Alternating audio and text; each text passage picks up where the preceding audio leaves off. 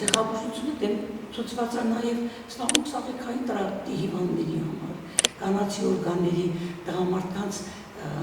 շագանակագեղձի, եթե իհարկե արդեն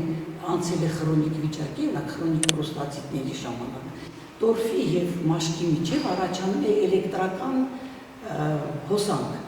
որը այն պինդ մարմինները, օրինակ շեշտած բոլոր հանքային աղերը մանրացնում է, դառնում են իոններ եւ մաշկի ծակոտիների միջոցով այդ իոնները փոքր մասնիկներ ներծծումը ավելի հեշտ է կատարվում։ Ներծծումից հետո նրանք շրջանառում են ամբողջ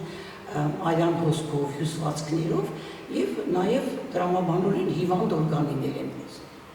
Ինչպիսի ազդեցություն ունի ցավազրկող, սպազմոլիզիկ, այսինքն սպազմը վերացնող, հակաբորբոքիչ, նյութափոխանակությունը կարգավորող, իմուն համակարգը բարձրացնող, հետագայում նույնիսկ տրամադրության բարձրացնում, որտեղ շատ հանգստացողներ առաջարկավոր, ասում ոնց որ նոր մորից ծնված են։